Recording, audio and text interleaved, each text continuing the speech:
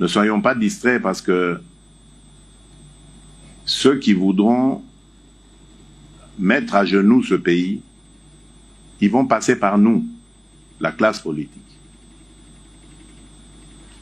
Et ils vont... Merci à toutes, Salina Banamboka, partout là où vous nous suivez. Très content de savoir que vous êtes nombreux de nous suivre sur notre mag, tout sur la Bongo Oezali Mboka, la Bisso République démocratique du Congo. Surtout, je dirais un grand merci à tous les gens qui s'abonnent à notre chaîne, car c'est une meilleure façon de nous encourager et de nous soutenir. Continuez à vous abonner, continuez à liker, commenter, surtout partagez nos émissions tout sur la Bongo Oezali Mboka na Bisso. Vous savez, la famille, l'actualité domine.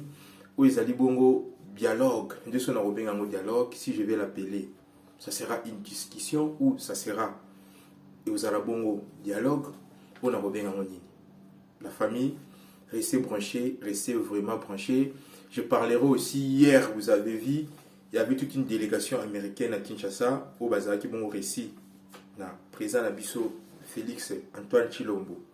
C'est qui dit, Toroso la Soussou, ou Ezali Bongo, ma situation Nabiso Est. Comme je vous ai dit, on est Congolais, on est patriotes, on doit savoir Mboka Nabiso et l'amour qui. Ndengenini, Mboka Nabiso et Kolala Ndengenini. C'est très important. Partout là où vous me suivez, les Congolais, réveillons-nous, réveillons-vous, parce que moi je me suis réveillé déjà.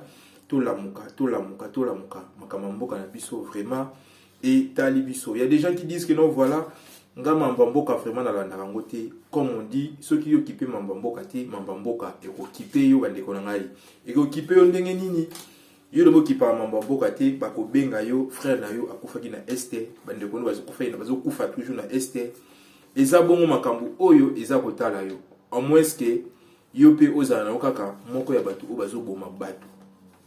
La République démocratique du Congo pour makambezo le karamboka na biso etala yote bandeko na ngai to bandana na délégation oyo eyaki na Congo et utaki États-Unis.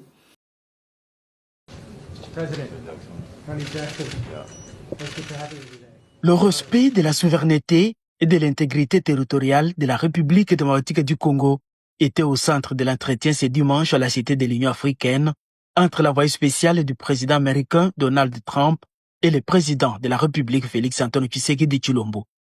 À travers ses premiers déplacements de l'émissaire personnel du président Trump à Kinshasa, on peut penser à la redynamisation d'un partenariat stratégique entre Kinshasa et Washington. Je suis venu pour rencontrer le président, discuter avec lui sur un certain nombre de questions, notamment les questions de l'instabilité qui se passe à l'est du pays. Nous avons discuté, nous voulons travailler ensemble avec le président pour pouvoir mettre fin à cette situation. Je crois que la réunion que nous avons eue a été productive. C'est une de plusieurs réunions que nous allons avoir. Je vais rentrer aux États-Unis, je vais discuter avec le Congrès, je vais voir aussi la possibilité de discuter avec la Maison-Blanche pour pouvoir mener ces échanges en vue d'assurer que la paix puisse revenir à l'est de la RDC et partout en RDC, parce que cela est la volonté de tous. Les États-Unis, c'est un pays qui est dans une position unique, une position stratégique, une position d'influence. Nous avons une très bonne relation, nos deux États ont une très bonne relation et nous voulons continuer davantage à travailler pour approfondir cette relation. La Maison-Blanche, qui veut s'investir dans le développement de la RDC, souhaite le faire dans un climat de paix afin de promouvoir l'économie congolaise. Nous voulons travailler pour que les entreprises américaines puissent venir investir et travailler ici en RDC. Et pour cela, nous devons nous assurer qu'il y ait un environnement de paix. Et donc nous allons continuer à travailler avec toutes les parties prenantes. Et je crois que le président et nous-mêmes avons eu ces très bonnes discussions et nous allons faire de sorte à ce que cela puisse continuer pour que la paix puisse être restaurée et de manière permanente ici en RDC pour l'intérêt des États-Unis et pour l'intérêt du Congo, pour le développement économique du pays, parce que l'économie ne peut se développer que lorsqu'il y a un environnement de paix. Restaurer la paix et la dignité de tout Congolais reste l'engagement ferme du président de la République Félix Antoine Tshisekedi. Et toutes les voies rationnelles pour y arriver sont à encourager.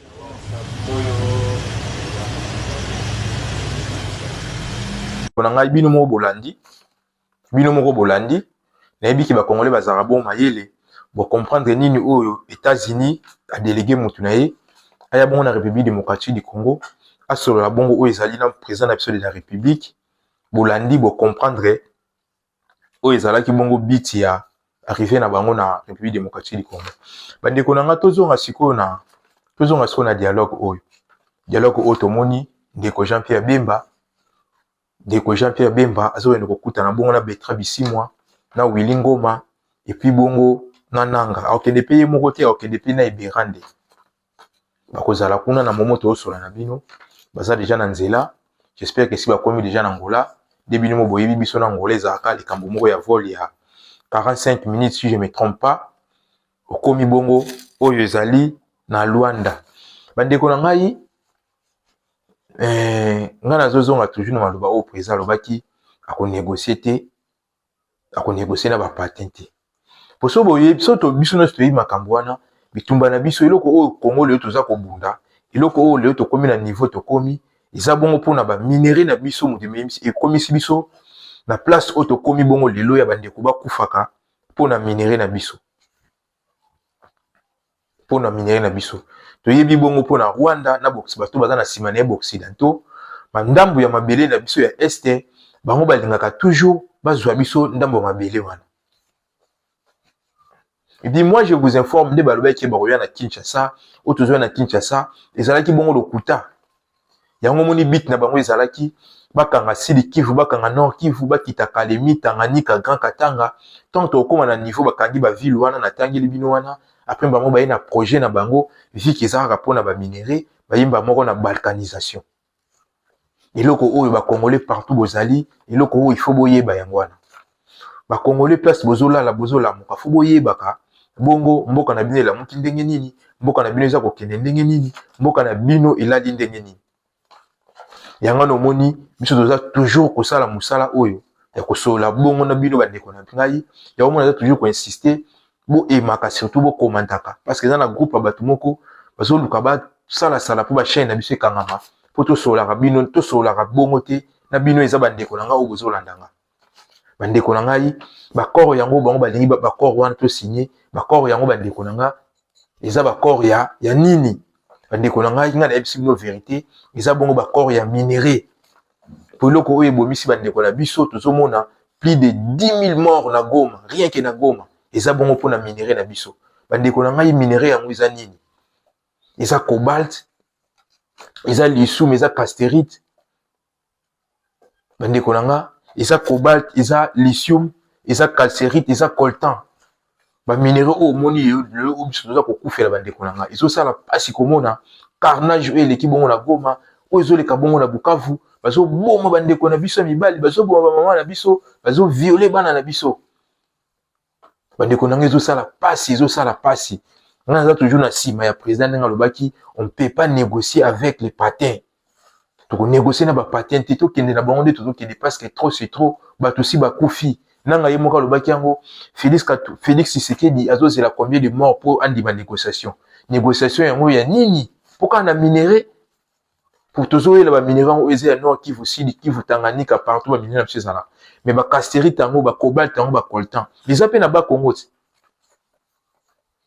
les appels na ba Congo bandeko na wana photo yeba yango bazobundisa biso ka pona ba minerai na biso balingi ba carré minier na bango ezala bandimi na sima bongo chose grave ezaki bato o baza ko appuyer Corneille Nanga ezali bongo armée rwandaise tomonaki yango na André Afdel bayelaka biso ba Rwandais James Kabare be bozomona lelo azaka chef d'état-major ya armée congolaise après ko longa chef d'état-major na biso azongaka bongo Rwanda akeso kuna so chef d'état-major na lelo azali place yazali bandeko nanga photo yebeloko wana iloko to wanda otanga ngona classe to photo wanda kotanga Rwanda photo wanda kotanga mambo oyo ilekeli biso na mboka na biso na pas otanga ba géographie ya mboka mususu photo kota mambo wana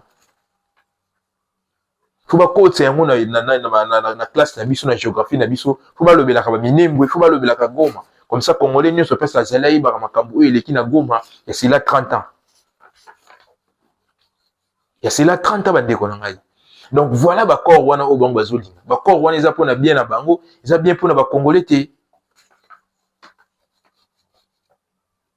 Bande konangai.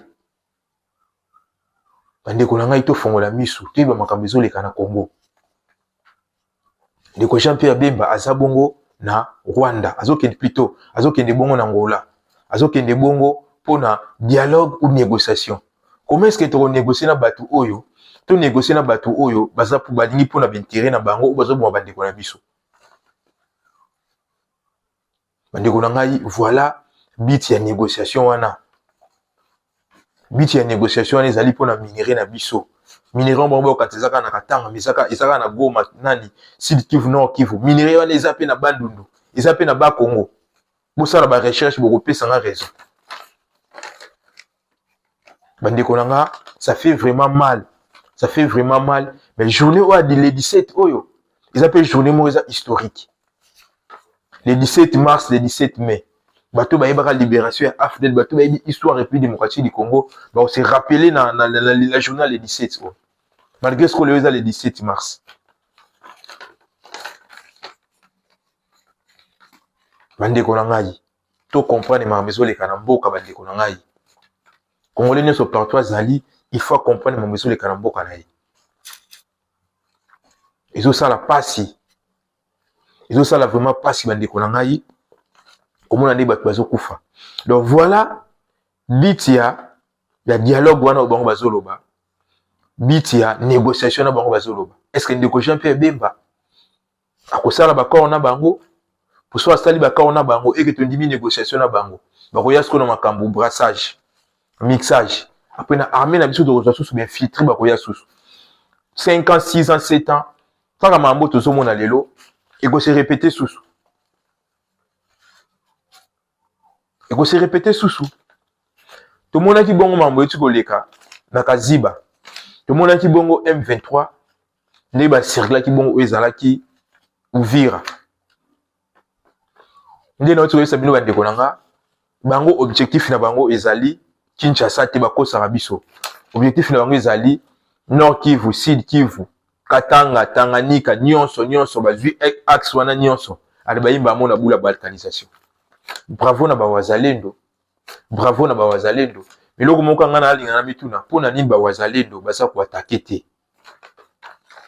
Est-ce que ils a consigne ya gouvernement congolais ou bien ils ont ba stratégie moko boyo oyo bawazalendo ba mettre en place ou ba wazalendo ba otika biso na devinette. So ba wazalendo mo ba olandanga awa boko mbela biso na commentaire to yeba pourquoi boza ko attaquer ti ba waza chou. Ngana za na confiance ba wazalendo. Na confiance ba wazalendo, na confiance ba FRDC. Malgré ils ont ba image mo atre ko lexa yango te parce que ba okanga biso chaîne na biso oyo tozo bela mamba mboka na biso mais to mona ki ba FRDC ba wazalendo ndenge ba botola ki bongo arme oyo ezaki na maboka mungunya. Ça montre que les M23 sont cuits, ba komi na suka. To kena bango lumbe. Si na suka to récupérer ba ville na biso bakangi. La ndime ba wazalendo musu ba lobby récupérer Bukavu, récupérer Goma, ba kebengo Rubaya, ba kebongo ti na Bunagana. Wana ezali moko ya souci na biso, naza komituna toza kozela nini batu si balembi na bango. Batu si balembi na bango toza kozela nini? Wana eza mutuna nga naza kotuna. Toza kozela nini batu si balembi na bango le voisin chou. Toza kozela nini? Toza kozela nini? Merci bandeko na ngai sika nyonso ya bibino. Oh non soit 6 koloba o balandi biso ne note toujours koloba. Bo aimer bo s'abonner bo commenter surtout pour to batela bongo o ezali chaîne na biso to sola bongo makambo ya mboka. To kozonga na pokwa to zoluka ba information mususu eza ya source to kozonga na pokwa to kosala bongo eza direct to kosola bongo oyo ezali makambo ya mboka na biso. Ne jamais trahir le Congo. To kutani prochainement na nouveau numéro. Ciao.